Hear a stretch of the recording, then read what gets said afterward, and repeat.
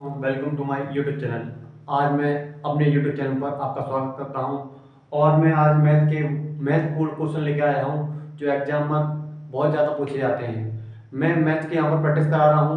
Maths का यहाँ revision हो रहा है। उन्हीं क्वेश्चनों को मैं करा रहा हूँ जो कि एग्जाम में बहुत ज़्यादा आते हैं। यदि आपने इतने कर लिए तो ये मान लो आपका 90+ स्कोर आएगा, 100% आएगा, 90+ नंबर आएंगे आप। तो कॉपी पेंसिल लेकर बैठ जाएगी और इन क्वेश्चनों को नोट कर लीजिए। जैसे मैं करता जाऊंगा वैसे आप क्वेश्चन को कर जाइए और वीडियो को स्किप ना करें, वीडियो को पूरा लास्ट देखें बिना स्किप करते हुए। तो देखें, पहला क्वेश्चन स्टार्ट करते हैं। क्वेश्चन है के का मान ज्ञात कीजिए, जिसके लिए के का मान ज्ञात कीजिए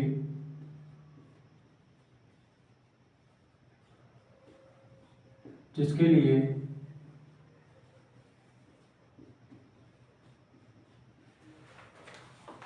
द्विघात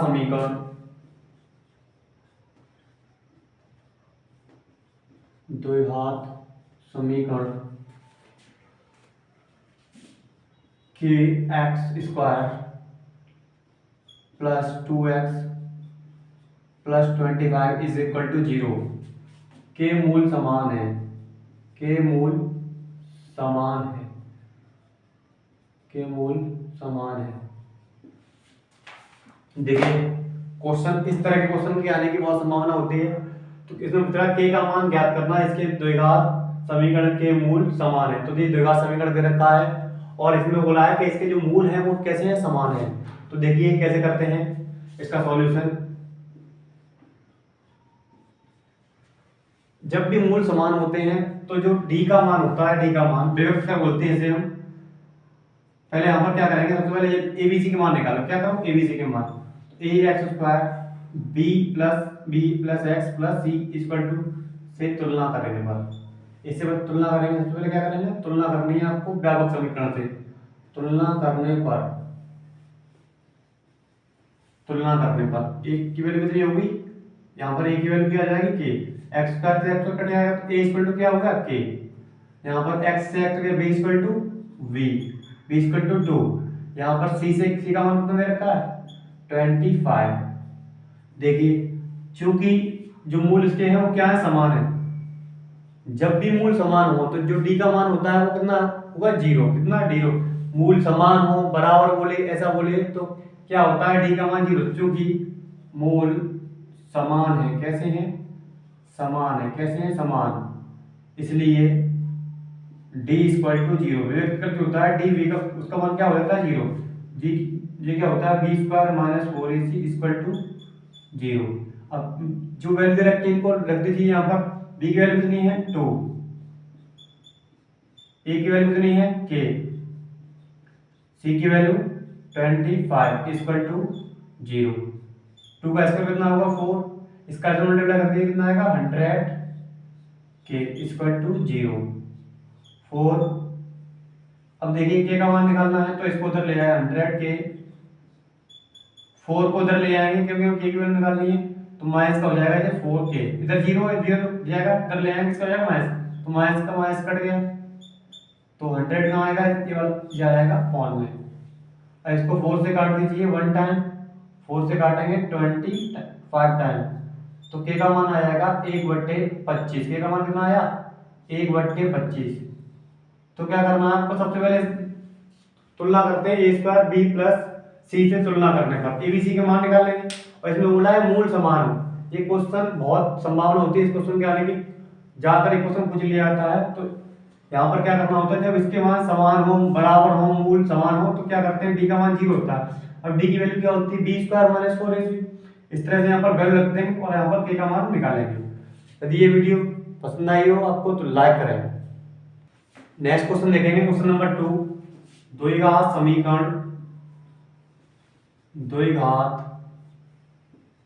समीकरण ज्ञात कीजिए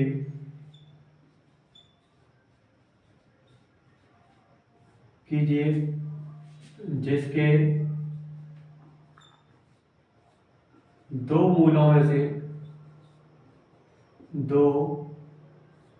मूलों में से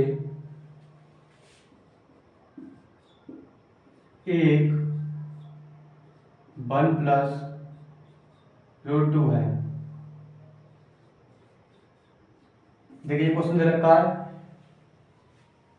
ये बोल रहा है द्विघात समीकरण ज्ञात करना है। क्या करना है? द्विघात समीकरण। इसके दो मूलों में से एक दे रखा है 1+√2। अब ये क्वेश्चन को समझिए, ये इंपॉर्टेंट क्वेश्चन है, बहुत ही ज्यादा इंपॉर्टेंट, क्योंकि इसमें क्या होता है, एक मूल दे रखा होता है, बच्चों को नहीं बताया दूसरा मूल कैसे निकालना है, तो बहुत इंपॉर्टेंट क्वेश्चन, इस पे स्टार लगा लीजिए। देखिए अब इसमें दिया क्या है, दिया है एक मूल। क्या दे रखा है? एक मूल। एक मूल दे रखा है, एक मूल, इसका कितना है 1+√2। तो इसमें क्या करते हैं, देखो दूसरा मूल कैसे निकलता है, जब भी ऐसा दे रखा हो आपको दूसरा मूल निकालना है, ऐसे दे रखा है तो यहाँ पर अगर प्लस है आपका तो आपको यहाँ माइनस लगा लेना है, अगर माइनस है तो प्लस लगा लेना है। संयोग में होता है, क्या होता है संयोग में, जब भी ये एक मूल दे रखा होता है इसका संयोग में करते हैं। संयोग मतलब ये होता है यहाँ पर इसके अपोजिट चिन्ह का, अगर प्लस है तो माइनस वाला होगा, माइनस का है तो प्लस का होगा, एक प्लस का है तो माइनस, माइनस का है तो प्लस, तो क्या दे रखा है प्लस, तो दूसरा मूल हमारा क्या होगा 1-√2। अब देखें जो द्विघात समीकरण का फॉर्मूला सबसे पहले आपको आपको आना चाहिए। तो द्विघात समीकरण का फॉर्मूला क्या होता है उसको मैं लिख रहा हूं, देखिए सूत्र वो होता है द्विघात समीकरण, द्विघात समीकरण का द्विघात समीकरण ये होता है x² माइनस मूलों का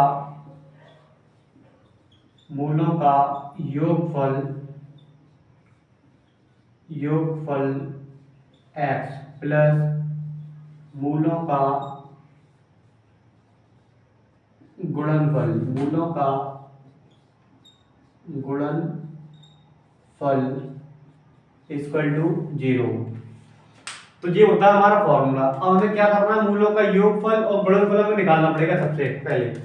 तो मूलों का योगफल गुणनफल, मूलों का योगफल निकालना पड़ेगा, गुणनफल निकालना पड़ेगा। ठीक है, मूलों का योग x² माइनस, अब मूलों का योगफल क्या है, मूलों का योगफल, मूल क्या हमारे 1+√2। अब योगफल का मतलब होता है प्लस, दोनों को क्या करना है, दोनों मूलों को कर देना प्लस। तो ये पहला मूल आ गया, प्लस कर दीजिए, प्लस दूसरा मूल क्या है 1-√2, बाहर क्या है x, प्लस मूलों का गुणनफल, तो पहला ये है 1+√2, दूसरा 1-√2। गुणनफल का मतलब होता है जो आपको गुणा करना है, योगफल का मतलब होता है योग करना है, जोड़ना है। तो गुणा देखो पहला लिख दिया इनटू दूसरा, ये यहाँ पर इस तरह से आप गुणा लगा दिए, ये ब्रैकेट में लिखे हुए दोनों, जिसका मतलब ये गुणा में लिखे हुए हैं। देखो क्या करना, अब 1√2 प्लस का है, ये माइनस का कैंसिल हो गया, x², ये 1 और 1 कितना होगा 2x। अब देखें यहाँ a plus B, A minus B का फॉर्मूला क्या है, एक में प्लस है एक में माइनस, संख्या कैसी समान है, आपको फॉर्मूला मालूम होगा क्या होता है, a² b² का a² minus b² equal to a plus B into A minus B. तो ये फॉर्मूला दे रखा है, यहाँ लगा देंगे डायरेक्ट, इससे कर रहे हैं आप मल्टीप्लाई से कर सकते हैं, 1 का स्क्वायर माइनस √2 का square equal to 0, x² minus 2x, 1 का स्क्वायर 1 होता है, √2 का कितना हो जाएगा 2 equal to 0, x² minus 2x। अब आप सब 1 में से 2 घटाएंगे तो क्या बचेगा माइनस का 1। तो ये हमारा आ गया द्विघात समीकरण। यदि क्वेश्चन ये पसंद आए तो वीडियो को लाइक कर देना और शेयर कर देना, ठीक है। क्वेश्चन नंबर 3 देंगे। थर्ड क्वेश्चन क्या है, द्विघात समीकरण क्या, द्विघात समीकरण, द्विघात समीकरण 2x² minus 6x, 2x² minus 6x plus 3 equal to 0 के मूलों की प्रकृति, किसकी प्रकृति, मूलों की प्रकृति पूछ रहा है, मूलों की प्रकृति ज्ञात कीजिए। बहुत बेहतरीन क्वेश्चन है, देखिए, और यही बोला है यदि मूल वास्तविक हैं, कैसे हैं, वास्तविक, यदि मूल वास्तविक हैं तो मूलों को भी ज्ञात कीजिए। क्या कीजिए, मूलों को भी ज्ञात कीजिए, मूलों को भी ज्ञात कीजिए।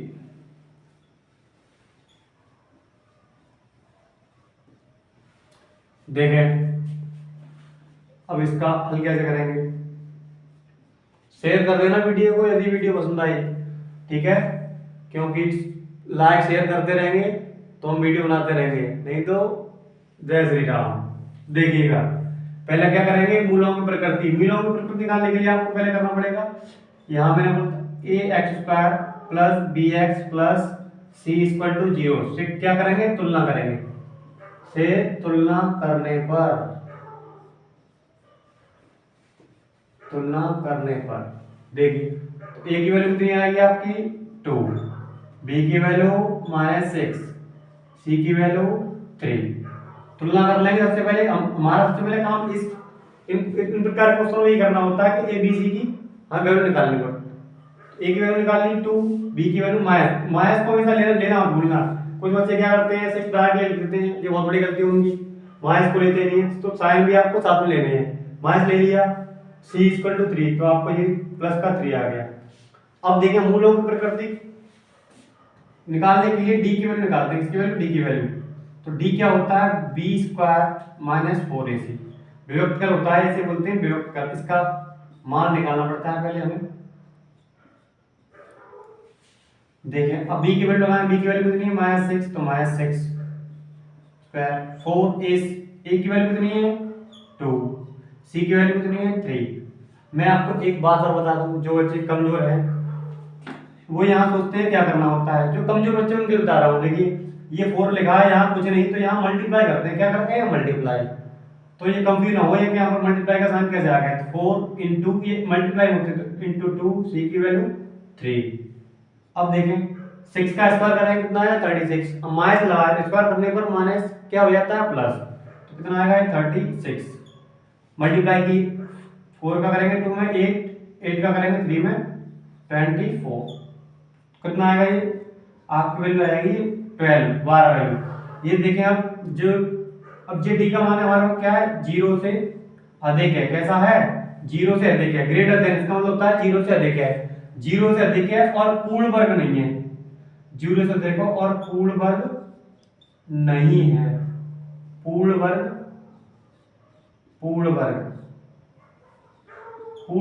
नहीं है। पूर्ण वर्ग नहीं है। ये मैंने क्यों लिखा है, इसका भी रीजन समझिए। 12 है, किसी का पूर्ण वर्ग होता है नहीं होता है, तो आपको लिखना पड़ेगा 0 से बड़ा तो है, पूर्ण वर्ग नहीं है। वो क्यों लिखा है, क्योंकि जब भी ये अगर ये पूर्ण वर्ग होता, अब ये 0 से है तो इसका मतलब ये वास्तविक तो है। मूल कैसे होंगे हमारे, वास्तविक है। अब इसमें एक दो कंडीशन आ जाती है। यदि पूर्ण वर्ग होता तो हमारे जो मूल होते वो प्रकृति होती, तो मूलों की कैसे होती, परमेय होते, वास्तविक होते और भिन्न भिन्न होते। कैसे होते, परमेय होते, वास्तविक होते, भिन्न भिन्न होते। ठीक है।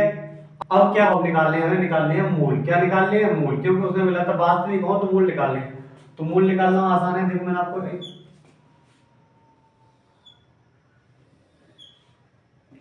आप डायरेक्ट निकाल सकते हैं। देखिए द्राचार का फॉर्मूला आती है, किससे, द्राचार का फॉर्मूला आएंगे तो एबीसी की वैल्यू दे रखी है। फिर द्राचार सूत्र से, सूत्र क्या होता है, x equal to -b plus minus under B square minus 4ac upon 2a। b की वैल्यू कितनी हमारी माइनस, तो माइनस माइनस क्या हो जाएगा प्लस, प्लस माइनस। अब देखें जब इसकी वैल्यू पूरी कितनी आई थी 12, तो यहाँ पर डायरेक्टली लिख सकते हैं इसकी वैल्यू, इसकी पूरी की वैल्यू ना 12, तो ये यहाँ पर आप निकाल लेंगे क्यों, पहले निकाल चुके हैं, तो ये 12 आ गई। अब देखिए a की वैल्यू कितनी है 2 यहाँ लिख लिया। अब इसको रेज कर दे रहा हूँ थोड़ा सा।